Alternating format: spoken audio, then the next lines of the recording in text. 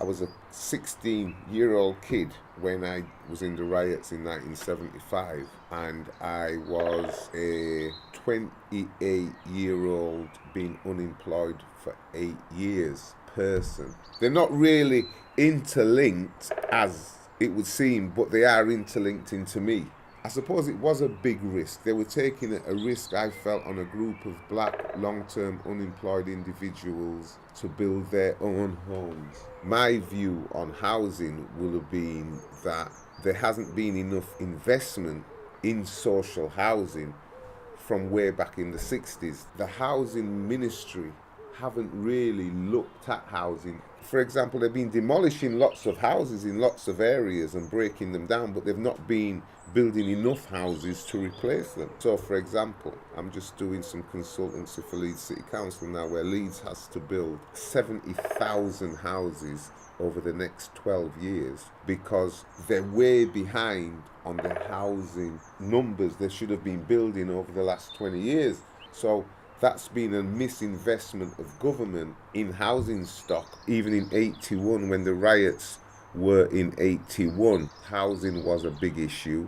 The riot that they talk about more, because the riots of 75, which I was locked up for, were very much a Leeds thing, whereas the riots of 1981 were very much, and which the government talks about a lot, were very much an economic riot, where the black communities were saying that we felt we weren't getting into certain kinds of white collar, blue collar jobs, in the sense that our parents all worked in the foundries, our parents worked for British Rail, our parents worked for some of the bigger organizations, but we, the kids that were born here, we were actually wanting to become bankers, we wanted to be solicitors, we wanted to be accountants. We didn't want to go and work in the industrial thing. So the riots of 1981 were more economic, about getting over the argument that housing was number one, employment number two, education number three, and it went down the list, elderly health and well-being, but housing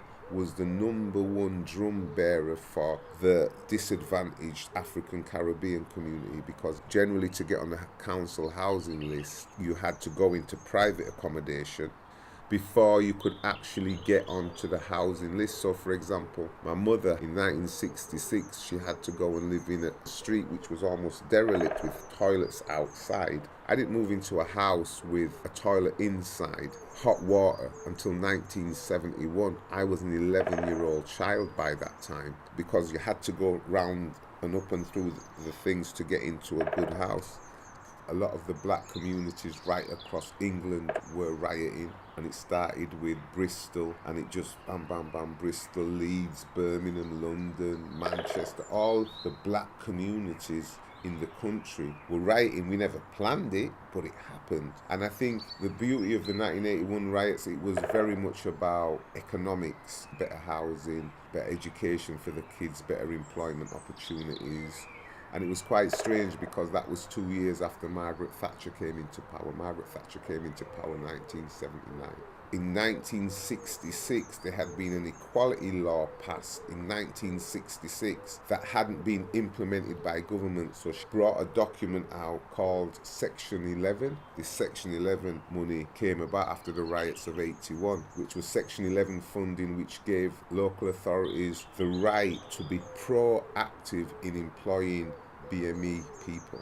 So a lot of African Caribbean people got jobs in housing, got jobs in social services, got jobs in youth work, got jobs they weren't privy to prior to that. So for me and the self-build thing, housing was a very big issue for us. And I would think on reflection in life that no matter whether you're an animal, a bird, or a human being, having a roof over your head is actually a basic requirement. It's not systematic, it's just a humanic thing that you're supposed to have a roof over your head. Where do you sleep at night? Where do you live? So housing has always been a major talking point. So in 83, they created Section 11. Then I think another quango that was created was the Housing Corporation, which helped initiate housing associations because what happened is local authorities, the power to build social housing was taken away from housing associations by the Conservative government, because most of the big cities like Leeds were actually Labour-run cities. So that Labour was collecting all the rents from the housing they had, but they didn't want to give it to the Conservatives. They created this quango called the Housing Corporation, which empowered housing associations to come into communities and deliver social housing. And what happened to how I got to Frontline was a housing association called Harewood House came into Chapeltown and held a couple of public meetings. And within their public meetings, they came and said, well, we're a housing association. We've been given a grant by the government to come in and develop social housing in your area. But that's going to mean demolishing streets of houses, old houses, which were derelict, which had been left to become derelict by the local authority, which seems to be a plan to run down areas, leave the properties, let them become derelict. And then you have everybody moves out, then you have the power to go in and knock them all down and rebuild. So the Housing Association came and they said, when we come, if we get to build in your community, we're going to offer you better homes, but we're also going to offer you jobs, potential of getting employment within helping build these houses. Well, the housing associations came because they got us to agree with them that they could come. But what I noticed, all the sites that they were building, that no black people were on the sites.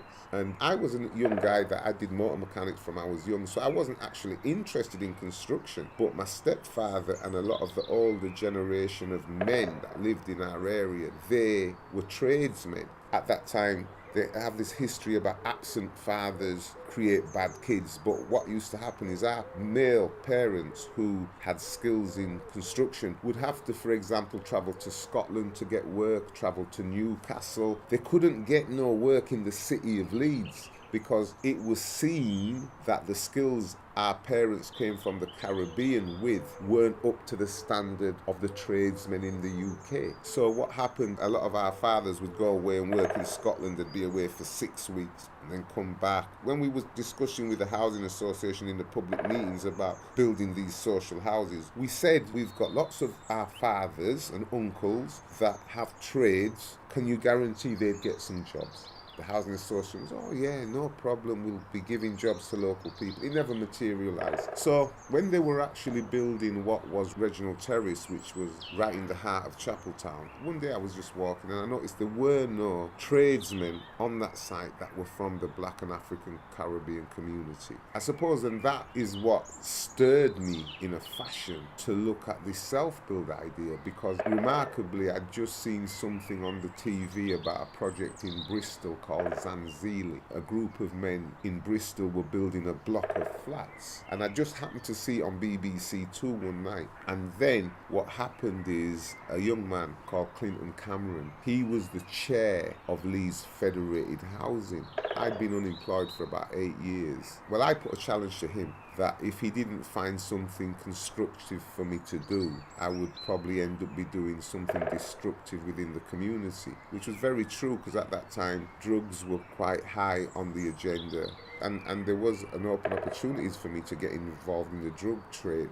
He came up with this idea of self-build. So he says, right, self-build, what do you think? Can you get a group of guys together that might be interested in building their own home? I was like, oh. And then it clicked back to the thing that I saw on the television. So what I says to him is, okay, people who are disadvantaged don't believe in the hype. They don't believe in the rhetoric. They believe in what they can see, touch and feel. So for example, if you say to anybody, even if they're disadvantaged, can you go over there and pick that cup up for me? They know what a cup looks like. They don't know what colour it's going to be, but they can go and find it, yeah? So what happened then was they managed to secure the money for me to take a group of guys, all of them unemployed like myself, no skills, some of them had been in prison and come out of prison, to visit the Zanzili project in Bristol. So we took them down to Bristol, they had a look, they met with the self-builders that built that, and we came back and we decided that we're going to try this. And so we created Frontline Self-Build, called that because the guys felt that they were from the front line, because they used to all be on the hayfield, which was classed as the front line, and they wanted it to be representative of them. So it took us about 6 years going over the hoops, under the hurdles, over the fences. It took us about 6 years to actually physically get on the site. Back in 1991, was the last time there was an economic downturn and the housing market went crazy and interest rates went up to 18%. So we would try to do a project to build our own houses against the backdrop of 40,000 houses, I think, a week being repossessed. The building society that we were working with, which was the provincial building society, had also just gone bust because of self-build. But we decided we were going to stick with this task. Guys got trained, blah, blah, blah. We managed to secure money from Red Nose to employ a site foreman. So it was quite interesting.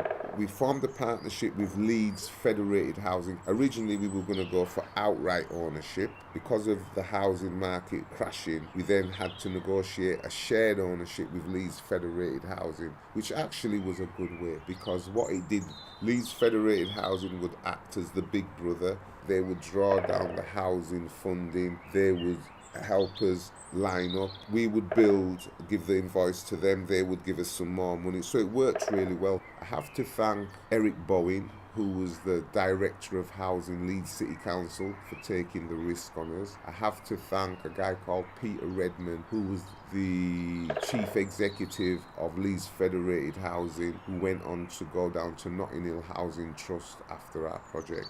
It took us 18 months to physically build 92,000 bricks, 52,000 blocks. The 12 houses were completed October 1996.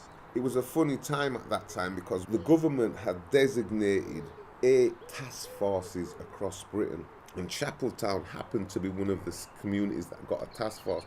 And because we had task force money, we actually secured a site to become a construction training centre within our area. We did do 6 weeks of initial training, but that was more about housing association law, project law, blah, blah, blah. And the 12 original guys that I tried to get into the project, half of them dropped out. Because over 6 years, different things came up in different people's lives. So some of them dropped out. We had a training centre which they created for us, and we had that for like a year and a half before we got on site. There was a choice of, in principle, 6 sites. The site we went after was actually quite a fantastic site. It was up near Roundy Park, quite a prestigious area. They says, no, we couldn't have that. So they whittled it down. We ended up getting the worst of the 6 sites. We ended up getting a site that all the houses had been demolished on it because it was a stone quarry site, and the houses had subsidence. So what we had to do with that site, we had to do something like £130,000 worth of groundworks underneath it. On training centres, you build and knock down, you build and knock down. So what we did, we got the training centre, which allowed us to build sections of the house on little small sections that we could get a feel of how it went. So they learned how to lay the first ground level of bricks because they're a bit thermal, because they're going into the dirt. Then you learn how to put window frames in. Then you learn how to put doors in. So we did little pilot sections of the house on the training centre. That's how we did it. The site was the worst site they gave us, and we made the best site of it. With our project, unlike a lot of other self-build projects that happen around the country, I'm sorry to say, we did something like 90% of the work ourselves. We did all the drainage, we laid 92,000 bricks, we laid 52,000 blocks, we put all the roof tiles on. As a group, we did all of that, all the scaffolding. The only things we subcontracted out on reality and on reflection was the putting in of banisters and the fitting of kitchen unit tops, the actual top of the unit, because if you buy a long sheet of it and if you make a wrong cut, the whole sheet's wasted. And we subcontracted the electrics and we subcontracted the fitting of gas because we couldn't do them. And if I look back, we had the opportunity to do timber frame. the Walter Sequel method. But I thought if we'd have done that, they'd have thought we were Mickey Mouse builders back 20 odd years ago. So I really set our levels high. One of the things I thought was important was exit strategy, because you're taking these disadvantaged, unempowered people up a hill. You know, you're empowering them to get the skills to build their own houses. But in my opinion, what are we going to do with them after? So my exit strategy, what I thought was the level of accreditation they get is paramount. So we set a minimum requirement of NVQ level 2. So I managed to secure some funding, which was quite funny. So I secured this funding from the Training and Enterprise Council. So what I would do, I said, right, if you complete your NVQ level 1, I'll give you £100. We'll get £100 increment then. And if you complete NVQ level 2 and all the units towards it, you'll get £250. And if you go on to NVQ level 3, you'll get £500, which was an incentive. But there was a method to my madness. I was trying to ensure that the guys that went on the project came off of the project better equipped for employment within the industry. And it worked. All members of our self-build group got NVQ level 2. Some of them got units toward NVQ level 3, and some of them got NVQ level 3, which was very good in the sense that they were employable to go out and find work. But the second part about that, our exit strategy was going to be to create Frontline Trust. And Frontline Trust was going to be a platform for local contractors to join with the ex-Frontline builders to actually start tendering for work from the local authority. So for example, this area that we lived in, Leeds 7, has an annual housing maintenance contract of £5 million per annum. So the idea was that they could then go on to take on some work from the local authority, become a contractor to the local authority, where they could do works within communities, maintenance work on houses. Them jobs that sometimes the council have on their waiting list, but they're not massive priorities. Some people end up waiting sometimes 2 years because they've got rising damp in this corner of the house. And the real problem with the rising damp is that the gutters need cleaning. So small jobs like that. So that was the idea. We would create Frontline Trust, which would then go on to be employing local young people. So employing people like ourselves in the future. So that was the idea, which worked well to a point, because they finished their houses. The housing associations locally were quite impressed. Unity Housing Association, they gave them the first job, which was the conversion of a 3-story house into flats. So they got that job, they did well, they got a few other jobs, but the work never maintained. One thing about when you give people skills, people start talking to them, and the girlfriend starts saying, oh, why don't you come and do this? And my uncle wants you to do this, and there's a job over here. So it broke down a little bit. The guys fell out with each other a little bit, but the core of them stuck together. Many of them now, 21 years on, are still in construction. One of them went on to become the manager of a housing project, their maintenance department, a project called Latch. Randolph became their maintenance manager. A few of the others went on to create a building construction company. And many of them, out of the 12 that built the houses, I would say 7 of them are still within the construction world. 2 of them have passed away, unfortunately. The others are working, but maybe not in construction.